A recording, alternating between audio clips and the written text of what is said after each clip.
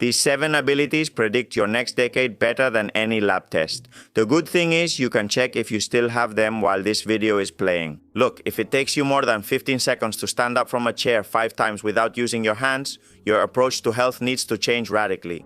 We have to look beyond "I'm fine for my age." What are the questions that matter after 60? Well, the questions that can't be answered with lab tests. If your father, mother, or father-in-law can stand from the couch unaided, recover from a stumble without falling, and climb 3 flights of stairs without losing breath, do they remember what they ate for dinner 2 days ago or not? These are the key questions. When we do this, we pay attention to a key concept: physiological reserve. What is it? Well, it's the excess capacity that your body's organs and systems have to maintain internal balance and respond to stress, illness, injury, or aging. It's the difference between the maximum capacity, an organism's maximum capacity, and its basal consumption, between what it does at rest and what you need to do in daily life. The more physiological reserve you have, the better. In other words, physiological reserve is how much you have left in the tank to face life. And be careful, you lose it silently, it doesn't warn you until the day you need it. The 7 tests in this video measure that tank. Each one measures something specific: your muscle mass, your oxygen consumption, your balance, your cognition, or your hormonal health. And also, in each one of them, I tell you how to train them at home, without equipment, very simply. Careful! If you fail 3 or 4, you need to start changing your health right now. The tests are not made up, of course. Each one of them has literature behind it and validated clinical results that I'm going to show you. So let's get started. Skill number 1 is to get up from a chair without using your hands 5 times in less than 12 seconds. In the world of functional tests, we call it the sit-to-stand test, and it's the most underused one in gerontology. This test measures quadriceps strength, glute strength, postural control, as well as cardiovascular capacity. It is done with a standard chair that has the seat about 45 centimeters from the floor. And if it's a hard seat, even better. This one has a soft seat. Well, if it takes you more than 15 seconds to complete this test, your risk of falling triples. Even if it takes over 12, you're already at risk. But if that's you, don't panic, because it's one of the easiest things to improve and train. How do you train it? Easy.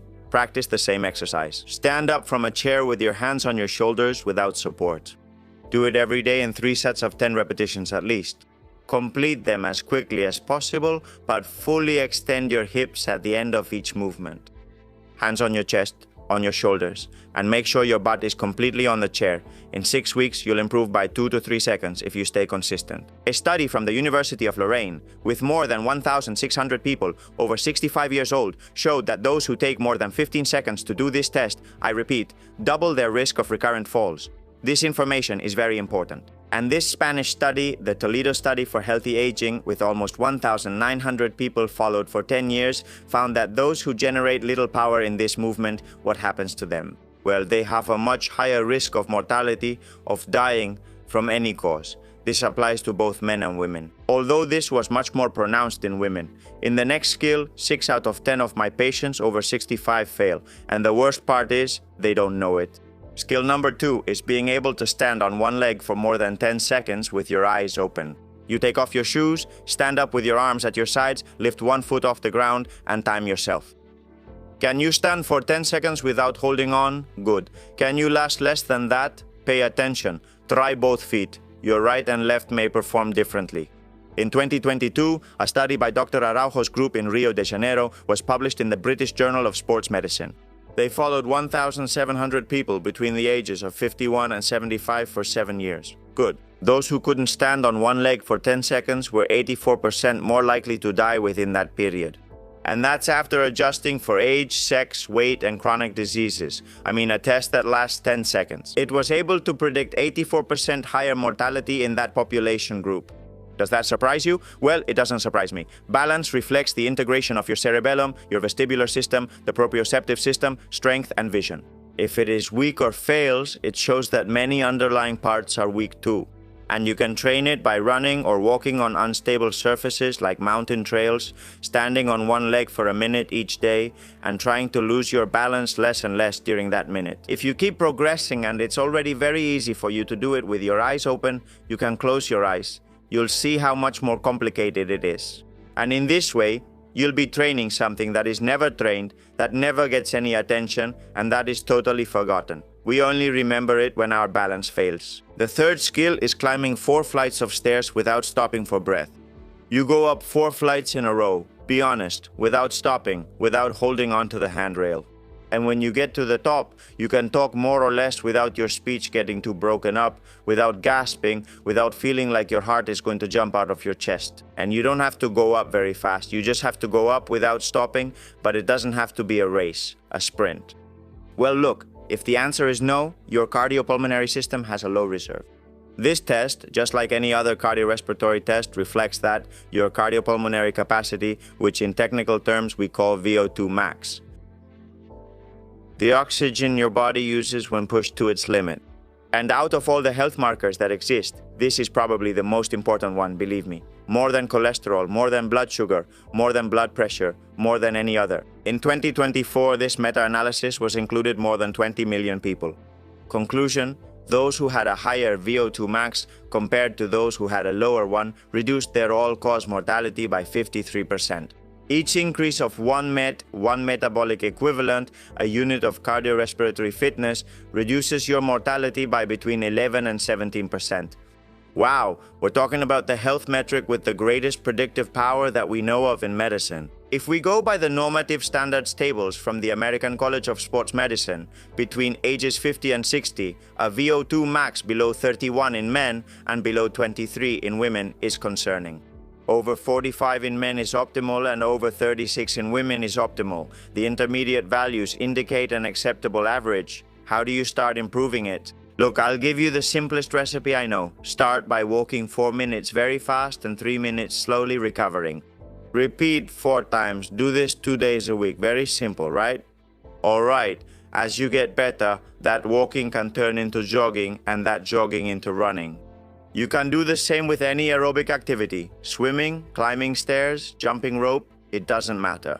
4 minutes hard, 3 minutes easy. Skill number 4 is to have a grip strength better than 80% of people your age. Can a handshake predict your mortality? Imagine I come to your house with a device called a hand dynamometer. You squeeze it as hard as you can with each hand and I give you a number. Okay, it sounds ridiculous, but that number is one of the main, most powerful predictors of mortality that we have. A systematic review published in the Archives of Physical Medicine and Rehabilitation with nearly 2 million people, mind you, concludes that those with greater grip strength reduce their mortality by 31%, and there are many more studies. In 2026, the British Journal of Sport Medicine published an analysis that connected grip strength with things you wouldn't imagine: less dementia, less Parkinson's, less depression, less cardiovascular disease, less diabetes. The strength of your hand, therefore, is a proxy for the integrity of not only your muscular system, but your entire nervous system. Luckily, there are inexpensive dynamometers you can buy on Amazon. But if you want to do a similar test at home, you can hang from a bar for 30 seconds and this will measure something similar. Or carry 2 20-kilogram dumbbells for 100 meters of armor carry. In the end, all of this measures your grip strength, which is a proxy for your overall body strength. The European criteria for sarcopenia, known as EWGSOP2, set the threshold for the problem at less than 27 kilograms of strength for men and less than 16 for women. Now let's move from just using muscle to using the mind. Skill number 5, remembering 3 words after 5 minutes. Let's do a test right now. Repeat these 3 words with me. Repeat them good while you watch the video. Good. Lemon key ball. Again. Lemon key ball. Good. I'm going to ask you about them in 5 minutes. Keep watching the video. Don't take notes. Good. This is the basis of the Mini-Cog, a cognitive screening tool that takes 3 minutes. It's very simple. Dr. Sue Borson originally published it in 2023, 23 years ago, in the Journal of the American Geriatric Society. In its complete version, remembering the 3 words after 5 minutes is worth 3 points, and drawing a clock with all the numbers correctly placed is worth 2. If you score below 3 out of 5, you need a more thorough evaluation. This is a screening method. A 2024 meta-analysis published in PLOS One with almost 5,000 older adults showed that the Mini-Cog accurately detects cognitive impairment. Do you still remember the words? Let's see. What were they? Well, you know that cognition is trained like a muscle. Learning something new, active reading, aerobic exercise, lots of social interaction, and also this training has to be ongoing. Every day, a dose of cognitive training. The next point has as much or even more to do with your brain than any test. Skill number 6 is to sleep at least 6 hours without waking up and without pills. Be honest. Do you sleep 6 to 8 hours straight without pills or waking up 5 times during the night and feel rested? If so, congratulations. While you sleep, your brain does something it doesn't do when you're awake. It washes itself. It literally washes itself. The lymphatic system opens little channels between neurons and blood vessels, and this sweeps away the toxic proteins that have built up during the day, including the famous beta amyloid that's linked to Alzheimer's. It's the most important cleaning cycle in your body, and it only happens while you sleep. And not just any sleep, but deep sleep. While you sleep in slow-wave sleep. A study published in Nature Communications in 2021 with almost 8,000 people followed over 25 years concluded that sleeping 6 hours or less between the ages of 50 and 60 increased the risk of dementia by 30%. But pay attention to the detail. Sleeping more than 9 hours isn't good. It's worse. The relationship between sleep and mortality is U-shaped. Sleeping too little and sleeping too much both seem to be linked to higher risk. And there's a recent finding from the UK Biobank that changes the game, because what predicts risk the most isn't how much you sleep, but how regular your sleep is. Going to bed and waking up at the same time every day reduces the risk of dementia more than sleeping an extra half hour. Think about that. Regularity over quantity. Same time to go to bed and wake up at least 6 days a week. And yes, everything else too. Natural light as soon as you wake up. Last meal 3 hours before sleeping so it doesn't interfere with your sleep. A dark and cool room, and a controversial change. If you depend on hypnotics to sleep, you should taper them off with your doctor, or at least try, because the evidence links them to higher mortality and dementia. And skill number 7. Having spontaneous sexual desire at least 3 times a week. Having spontaneous sexual desire several times a week and, in men, maintaining morning erections is one of the finest markers of cardiovascular, endocrine, and overall health that exist. I'm not joking, I'm going to prove it to you. The artery in the penis measures between 1 and 2 millimeters in diameter. The coronary arteries measure between 3 and 4. When there is generalized endothelial dysfunction, when the blood flow starts to deteriorate, the small artery fails before the large one. The penis is the heart's warning sign. That's why a man with erectile dysfunction has an elevated cardiovascular risk, even if his electrocardiogram is perfect. Keep in mind that not all cases of erectile dysfunction have a cardiovascular origin. They can also have a psychogenic origin, which is very common.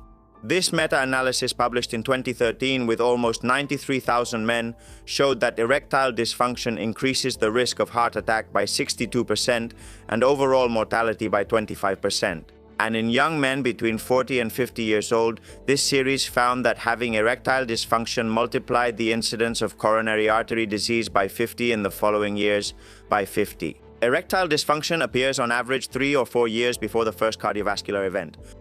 Therefore, remember, it's a powerful warning sign. In women, of course, we don't have the direct equivalent, but spontaneous sexual desire and vascular function do show parallels. A sudden and persistent drop over time, outside of grief or a major life change, warrants evaluation by an endocrinologist and a gynecologist. Sometimes it's treated with hormone therapy, other times with different methods. It's not an age issue. It's not normal to never have sexual desire again, even if you're 50 or 60 years old.